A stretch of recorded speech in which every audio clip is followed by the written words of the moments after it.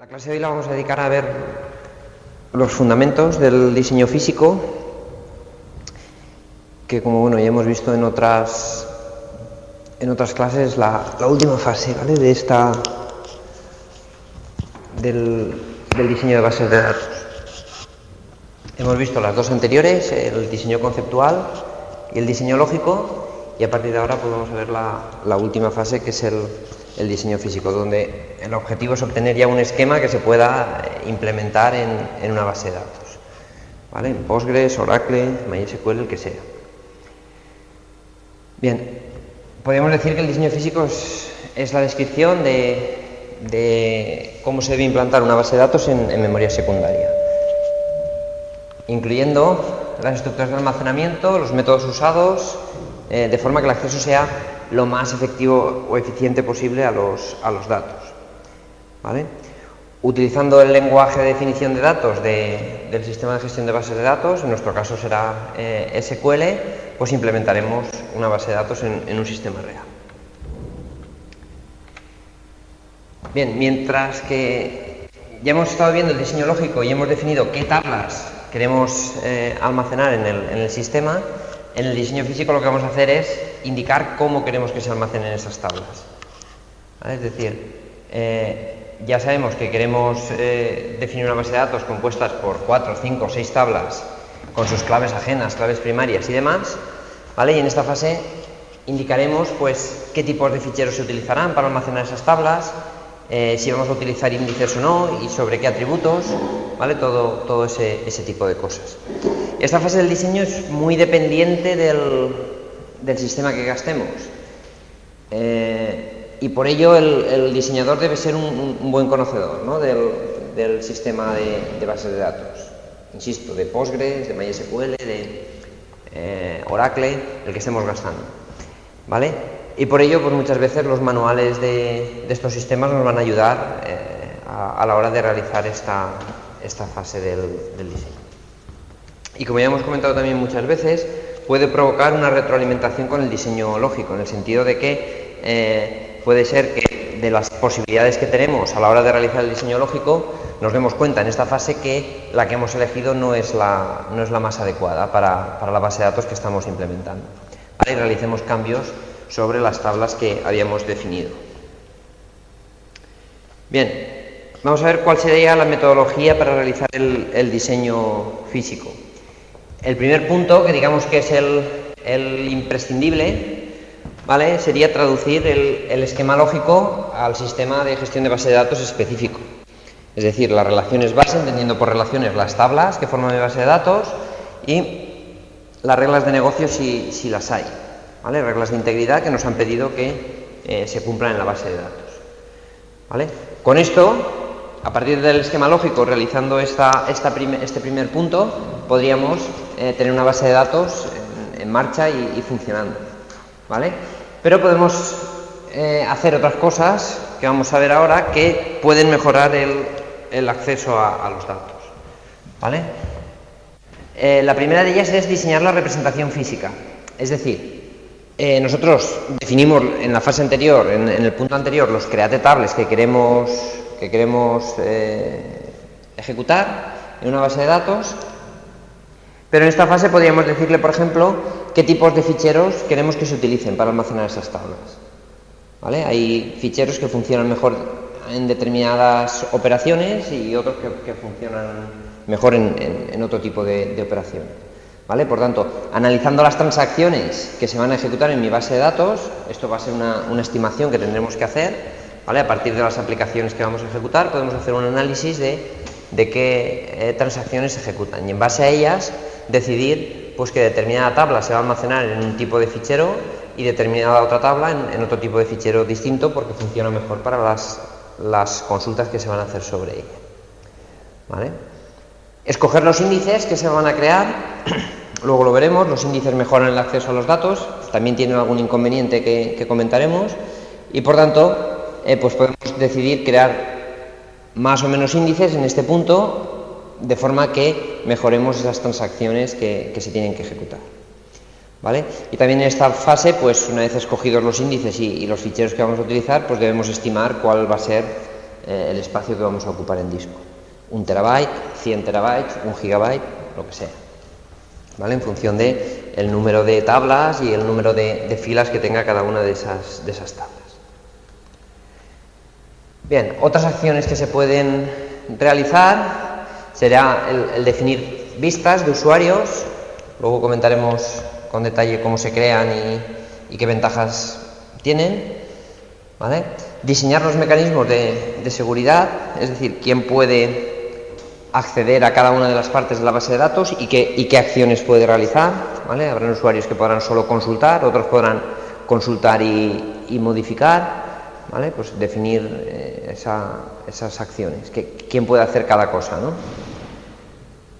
Un punto muy importante también, en ocasiones, insisto, sobre todo en bases de datos grandes, es el de introducir redundancias controladas. ¿Vale? Hasta ahora, en el diseño lógico, siempre he insistido mucho en decir que en las tablas no deben haber redundancias. ¿Vale? Y por eso normalizamos las tablas, para que, si existían redundancias, eliminarlas. ¿Vale? Sin embargo, aquí en este punto, en el diseño físico, ponemos un apartado que es introducir redundancias controladas. ¿Vale?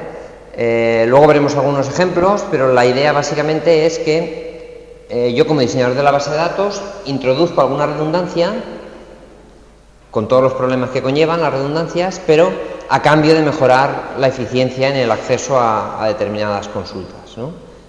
De forma que yo, como diseñador, sé que ahí en determinada tabla hay una redundancia y utilizando disparadores, por ejemplo, puedo controlarla para evitar los problemas que conllevan, pero a cambio sé que en determinadas consultas voy a ganar en tiempo de acceso, por ejemplo, ¿no?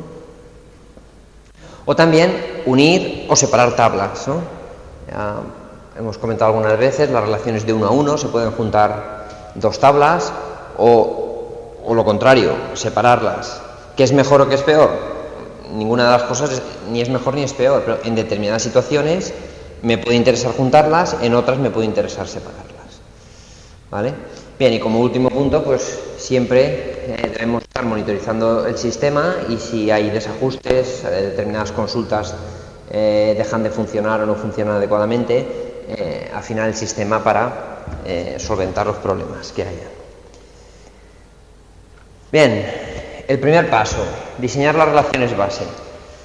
¿Qué necesitamos? Todo lo que necesitamos está ahí descrito, lo hemos hecho en el paso anterior. Nombre de las tablas, lista de atributos, claves primarias, alternativas y ajenas, reglas de integridad y, si existen, atributos derivados y cómo se tienen que calcular. ¿Vale? Los atributos derivados son atributos que se calculan a partir de otros. ¿Vale? Veremos en la práctica 7, veréis un ejemplo de atributos derivados. ¿Vale? Todo eso ya lo tenemos, por tanto solo tenemos que traducirlo al lenguaje del sistema de gestión de bases de datos, ¿vale? El lenguaje de manejo de datos, y por tanto obtener las tablas que necesito. El ejemplo este que ya conocéis, ¿no? Proveedores, piezas y envíos.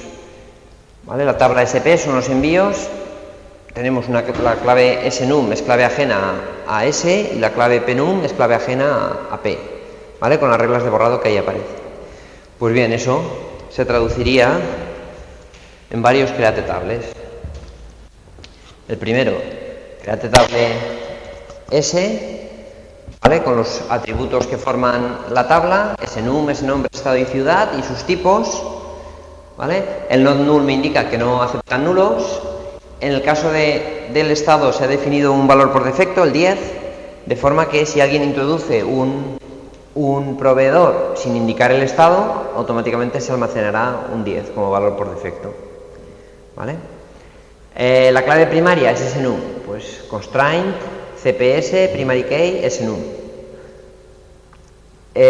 A las restricciones se les asigna normalmente un nombre. En este caso nosotros hemos puesto CP de clave primaria y S de la tabla S, ¿vale? Clave primaria de la tabla S vendría a ser. Ese nombre es igual que el nombre de las variables, ¿no? En los lenguajes de programación. Se pone un nombre que sea significativo, que represente un poco lo que está almacenando, ¿no? En este caso es la clave primaria. O una regla de integridad. Luego, en el diccionario de datos se almacena todo. Con el /d tú puedes ver las tablas, las restricciones que tienen, las claves ajenas, todas las propiedades. Sí, ahí verás que hay una restricción que se llama CPS en este caso, ¿no? Y te pondrá que es la clave primaria. ¿Vale? Luego podemos hacer referencia a esas restricciones y borrarlas, modificarlas, hacer cambios sobre ellas, ¿vale? Utilizando ese nombre. Bien, y la última regla que aparece es una regla de integridad que simplemente hace que el estado siempre sea positivo, ¿vale? No me va a permitir ni introducir ni modificar un proveedor y poner su estado a un valor negativo. Siempre se va a comprobar que sea mayor que 0. ¿Vale? Eso lo definimos una vez aquí en el create table y ya nos olvidamos de esa regla de integridad porque el sistema se encargará de comprobarla. ¿Vale? En Postgres, por ejemplo, podemos consultar el diccionario con el /d.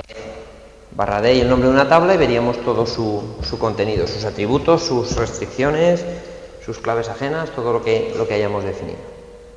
¿Vale? La tabla P, muy parecida. ¿Vale? Lo mismo, en primer lugar los atributos con sus tipos. ¿Vale? A continuación la clave primaria. A continuación una clave alternativa. Para definir claves alternativas utilizaremos la palabra reservada unique, ¿vale? Y entre paréntesis los atributos que deben ser únicos. En este caso se ha definido que la clave alternativa es el nombre de la pieza junto al color y junto al peso, ¿vale? La unión de los tres es una clave alternativa, lo cual quiere decir que no voy a poder tener dos piezas con el mismo nombre, color y peso, ¿vale? Bueno, una clave alternativa que se ha definido, sin más. ¿Vale? Fijaos, pues le hemos puesto como nombre calt P, ¿vale? Clave alternativa de P. Otra regla de integridad muy parecida a la de antes, el peso tiene que ser mayor que 0, ¿vale? Pues check, peso mayor que 0. Con check es como definimos las reglas de integridad.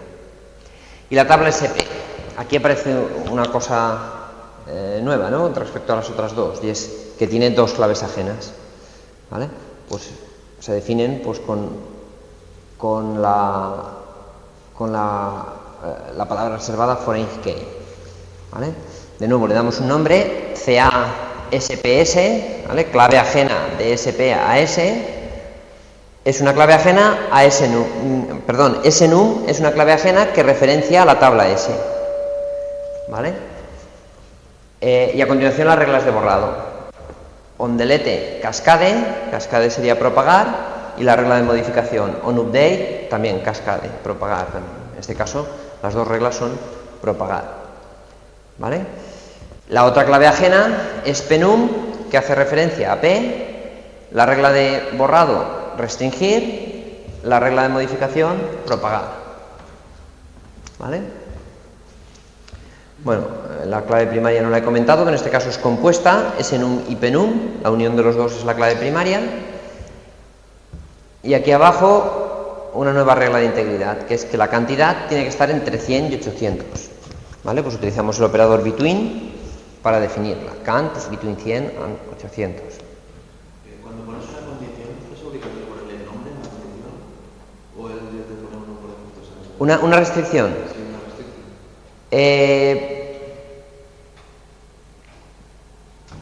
Creo que sí que es obligatorio, pero luego lo probamos, ¿vale? Pero creo que sí que él te obliga a poner un nombre, siempre, ¿vale? Ahora luego lo comprobamos, ¿vale? Con eso tendríamos definida esta base de datos, que como veis, pues bueno, es bastante simple.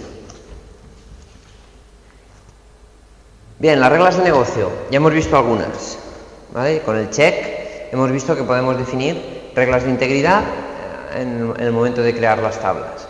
Ahí he puesto un ejemplo un poco más complejo, que incluye una subconsulta en el check, ¿vale? Fijaos, en este caso se comprueba que un proveedor no realice más de 10 envíos, ¿vale? Entonces en el check comprobamos que no exista, el operador not exist, aún no lo hemos visto, pero lo que comprueba es que la consulta no devuelva ninguna fila, ¿vale?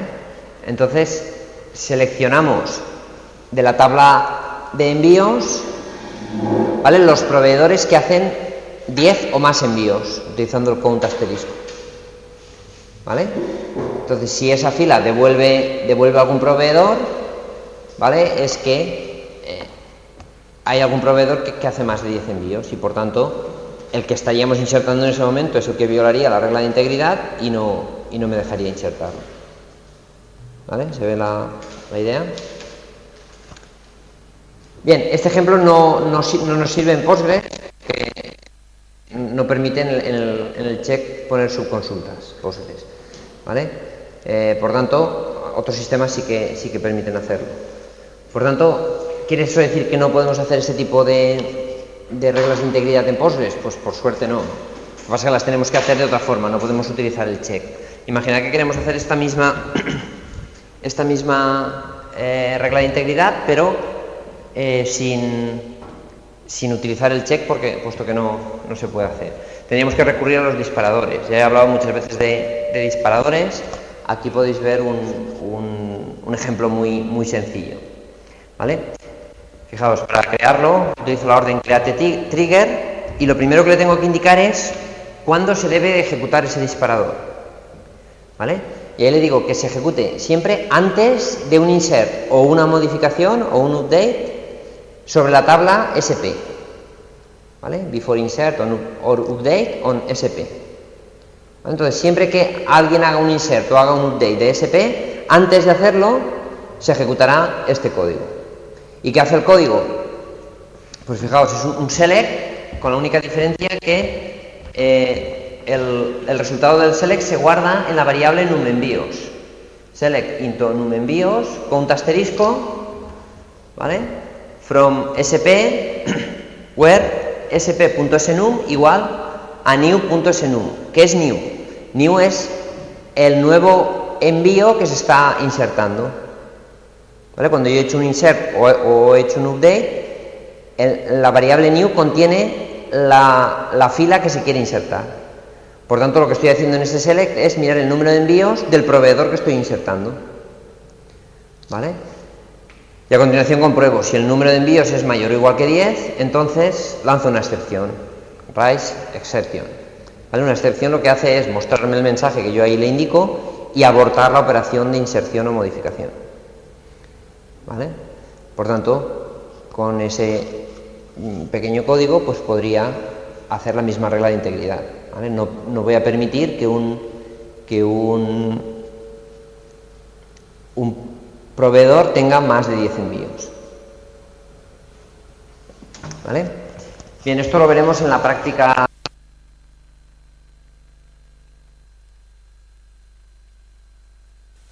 La de la semana que viene. Y bueno, veréis un caso un poco más complejo que este, pero bueno, tampoco mucho más, ¿no? De cómo implementar disparadores. ¿Los disparadores se pueden utilizar? ¿Entran para exámenes disparadores? Podría haber alguna pregunta, sí. Podría haber alguna pregunta. No, hombre, no que os sepáis al detalle la sintaxis de un disparador, pero sí se podría hacer. ¿Está en el libro PDF de base de datos? No lo sé. Pero Si hay algún apartado. Creo que hay algo, comenta algo, pero poca cosa. Pero tenéis el boletín de prácticas. Con lo que hay el boletín de prácticas tenéis suficiente. Pero a nivel conceptual es lo que nos vais a preguntar o nos podéis preguntar en plan, ¿implementa un disparador? Os podríamos preguntar que implementaréis no, en el libro no está, no. Ahora después de decírtelo lo he comentado. Pero insisto, con lo que hay en el boletín tenéis suficiente, ¿vale? Os podríamos preguntar que implementaréis un disparador, sí. Un disparador de este estilo, muy sencillito, que si alguien no se acuerda de la sintaxis y el before insert or update me pone before inserción, bueno, yo qué sé, se equivocan la sintaxis, no vamos a mirar la sintaxis al dedillo, pero sí que tengáis una idea de qué es un disparador y cómo se implementaría, ¿vale? O saber hacer un select para almacenar los datos en una variable, ¿no? Bueno, ya veréis en la práctica 7 cómo hacerlo. Luego, las presentaciones que hay de cada punto y todo eso lo vamos a subir a la virtual. Sí, cuando pueda. Intentaré que esta semana esté colgado todo. Lo colgaré. Intentaré esta semana colgar las transparencias en el aula virtual, sí. ¿Vale? Sí, estaba comentando, se me pasaba, que los disparadores me sirven para...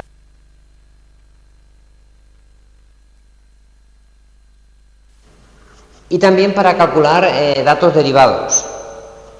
¿Vale? Los datos derivados, los hemos comentado anteriormente, son datos que se calculan a partir de otros datos de la base de datos.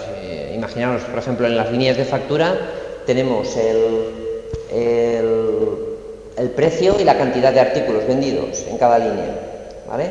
Pues podríamos poner una nueva columna que fuera total de la línea, ¿vale? Que sería la cantidad por el precio, ¿vale? Pues se podría, utilizando un disparador, ese campo, que es un campo redundante, es un campo calcularlo automáticamente cada vez que se inserta o se modifica una línea, ¿vale? De forma que él multiplica cantidad por precio y lo almacena en esa línea, ¿vale? También en la práctica 7 veremos algún caso de estos.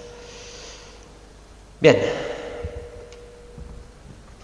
Diseñar esto que hemos visto, digamos, es lo que he comentado antes, sería lo mínimo a realizar para poder implementar la base de datos en un sistema real, ¿vale? Vamos ahora a ver qué otras cosas podemos hacer que me pueden mejorar el acceso a los datos, ¿vale? En primer lugar es diseñar la representación física, cómo queremos que se almacenen esos datos, ¿vale? En concreto, qué tipos de ficheros queremos utilizar y qué índices queremos que se creen, ¿vale? Para mejorar el acceso a los datos, ¿vale? Para ello debemos estudiar pues, básicamente la productividad de las transacciones y el tiempo de respuesta, ¿vale? Es decir, yo necesito que esta consulta, el tiempo de respuesta sean 3 milisegundos o me es igual si el tiempo de respuesta son 3 segundos, porque es una consulta muy compleja, ¿vale? Y el espacio en disco que necesitaremos. Bien. Para cada una de las transacciones, ¿vale? Entendiendo por transacciones, consultas, modificaciones, borrados, cualquier operación que realicemos sobre la base de datos o conjunto de operaciones que realicemos sobre la base de datos. Lo primero que debemos de estudiar es la frecuencia de ejecución, ¿vale? Si una consulta se ejecuta 20 veces por segundo, ¿vale? Va a ser más importante que una consulta que se ejecute una vez al día, ¿vale? Por tanto, sobre las que se ejecuten con mayor frecuencia, seguramente será sobre las que tengamos que realizar acciones. En concreto, deberemos ver qué atributos se utilizan en cada una de esas transacciones, ¿vale? Y qué tipo de acceso se realiza. No es lo mismo si yo hago una modificación sobre un atributo que si lo que hago es una consulta o que si lo que hago es un borrado, ¿vale? Por tanto, deberemos estudiar el tipo de operaciones que se realizan. Después, el tipo de condiciones que se ejecutan sobre los distintos atributos, ¿vale? Hay distintos tipos de condiciones, ahí he puesto algunos. No es lo mismo el pattern matching, que se llama, es decir, la utilización de comodines. No es lo mismo una condición que sea nombre like tanto por ciento, cash tanto por ciento, que nombre igual a Castellón, ¿vale? O que nombre menor que Castellón, ¿vale? Serían el caso de los rangos, por ejemplo, el sueldo between 1000 and 2000, ¿vale? Es una condición distinta a una condición de igualdad o búsqueda exacta que pone bajo sueldo igual a 2000, ¿vale? Ya veremos que hay ficheros que ante determinados tipos de consultas funcionan mejor que otros, ¿vale? Por tanto, por eso debemos estudiar qué tipo de búsquedas se realizan en la base de datos. Bien, otro factor importante a tener en cuenta son los atributos que aparecen en los joins, ¿vale? Puesto que la operación del join suele ser una operación costosa, ¿vale? Ya que hemos de concatenar filas de 2 o más tablas y por tanto los atributos que aparecen ahí van a ser los sobre los que tengamos que mejorar el acceso, ¿no? Para que sean rápidas esas operaciones. Bien, y por último, el tiempo de respuesta requerido.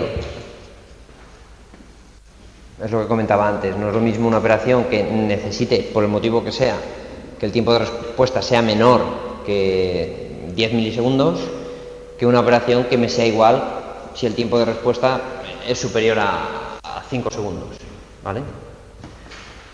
Fijaos que el primer y el último parámetro, digamos que son los que me van a definir sobre qué transacciones tengo que actuar, ¿no? Las transacciones que se realicen más frecuentemente y que necesiten un tiempo de respuesta muy bajo serán las que deberé mejorar y por tanto sobre las tablas que trabajen mejorar el tipo de ficheros que utilizan y los índices si son necesarios. Bien, pues una vez estudiado ese tipo de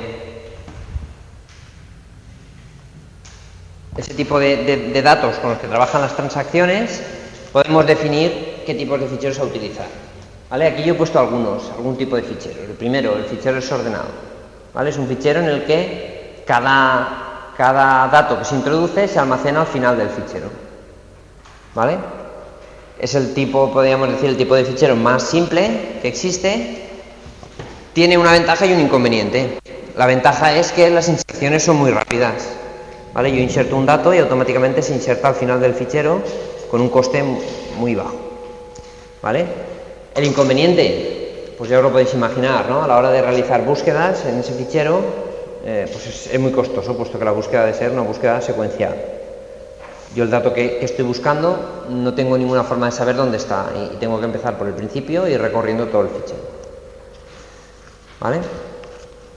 Otro tipo de ficheros que podemos utilizar, los ficheros dispersos. ¿Sabéis todos lo que son los ficheros dispersos? ¿Vale? Es un fichero en el que se define una función de dispersión. ¿Vale? La función de dispersión se aplica sobre un atributo y me devuelve un valor. ¿Vale? En este caso, fijaos, se aplica sobre los nombres de las personas, en el ejemplo que aparece aquí en la transparencia. ¿Vale? Se aplica y eso me devuelve un valor. ¿Qué tipo de función puede ser? Pues suelen ser funciones bastante simples, ¿no? Imaginaos para este ejemplo que hacemos el sumar todos los caracteres del nombre, el código ASCII de todos los caracteres del nombre, módulo 1000. ¿Vale? Y eso me da un valor. Un valor, por ejemplo, para John Smith me da 873, para Lina Smith el 1, para Sam Doe el 998, para Sandra D el 873. ¿Vale? Y ese valor me sirve como puntero a los datos donde están almacenados el resto de datos de esa persona. ¿Vale? Esa es la idea. De forma que el coste de calcular la función de dispersión es constante, ¿vale? Se aplica una función, me devuelve un valor y ese valor directamente me dice dónde está el dato dentro del fichero. ¿Vale? Por tanto, la búsqueda es muy rápida. La búsqueda por igualdad del campo de dispersión. El inconveniente que tienen los ficheros dispersos es que más de un dato, como aquí es el caso de John Smith y Sandra, pueden tener el mismo valor de la función de dispersión. ¿Vale? Existen ahí un montón de técnicas para resolver las colisiones estas que se denominan. ¿Vale? Y aquí, por ejemplo, lo que se hace es encadenar uno detrás de otro los datos que tienen el mismo valor para la función de dispersión. ¿Vale? Bien.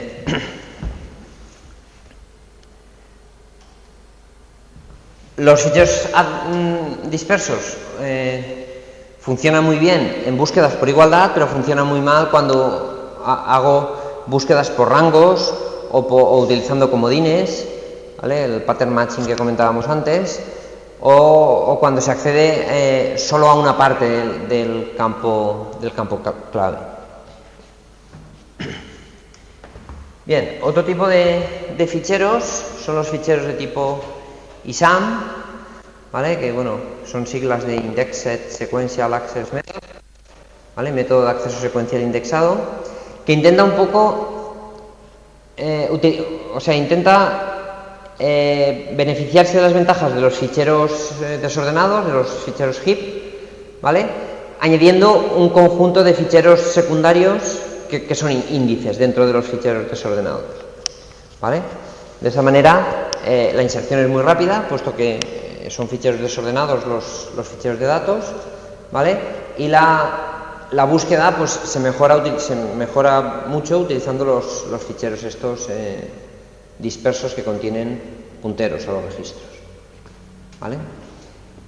El problema es que si los datos se modifican frecuentemente, pues hay que recalcular los ficheros estos dispersos, ¿vale? Si cambia los atributos del campo de dispersión, pues hay que recalcular las funciones de dispersión y por tanto, pues bueno, si cuando se trabaja con ficheros que cambian el contenido frecuentemente, pues en ocasiones se degradan un poco las prestaciones, Bien. Otro tipo de ficheros que se utiliza bastante son los árboles B o los B+, que son una mejora de los árboles B, que utilizan estructuras en forma de árbol, de ahí su nombre, ¿no?, para organizar los datos de un fichero. Frecuentemente los árboles B no se utilizan para almacenar datos en sí, sino que se utilizan como un índice para un fichero de datos, ¿vale? La idea es que las búsquedas dentro de los árboles pues son muy rápidas, ¿no? Sabéis que si el árbol está balanceado, quiere decir que todas las ramas tienen una profundidad más o menos similar, que no tengo ramas muy profundas y ramas muy cortas, ¿vale?, sino que todo el árbol más o menos tiene la misma profundidad, todas las ramas. Pues en ese caso la búsqueda es muy rápida, puesto que a la hora de buscar yo empiezo por el nodo raíz y me voy por una de las dos ramas en función del valor que estoy buscando. Si es menor que el valor del nodo raíz, me voy por la izquierda; si es mayor, me voy por la derecha. Y así voy aplicando ese mismo algoritmo a cada una de los nodos a los que llego del árbol, ¿vale? De esa forma, los costes de búsqueda son costes logarítmicos, que, como sabéis, son costes muy buenos, ¿vale? Entonces, la búsqueda dentro de los árboles es muy buena.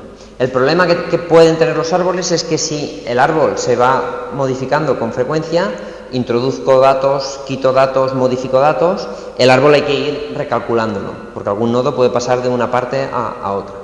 Y ese coste a veces es alto, ¿vale? En los árboles B, justamente, lo que se consigue es que la búsqueda, por ser un árbol, es rápida, mientras que la reestructuración del árbol es bastante eficiente también. Se hace bastante rápidamente y sin que el árbol se desbalancee, que el árbol siempre tenga una profundidad similar, ¿vale? Con lo cual, las búsquedas son rápidas, sin demasiada penalización a la hora de recalcular el árbol cuando hay inserciones, borrados o modificaciones, ¿vale?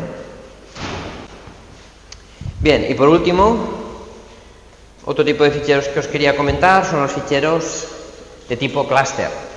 Este tipo de ficheros, lo que se hace es que, hasta ahora todos los ficheros que habíamos comentado, no lo he dicho, pero estaba implícito en la definición del fichero, tenían registros todos del mismo tipo, ¿vale? Pues si yo voy a almacenar la tabla facturas en un fichero, pues todos los registros de ese fichero son de facturas, ¿vale? Si voy a almacenar líneas, todos los registros de ese fichero serán líneas de factura. Pues bien, los clústeres permiten tener distintos tipos de ficheros dentro del mismo fichero, ¿vale? De forma que, por ejemplo, yo podría tener un fichero con facturas y líneas de facturas, ¿vale? De forma que lo que estaría haciendo es, físicamente, estaría almacenando el join de facturas y líneas de facturas dentro de un mismo fichero, ¿vale? De esa forma, cuando tenga que hacer un join de esos dos ficheros, la consulta se realizará muy rápido, porque el join ya está hecho físicamente en memoria secundaria, ¿vale? Y por tanto es muy rápido. Este tipo de ficheros, por ejemplo, existen en Oracle y se utilizan en ocasiones para esto.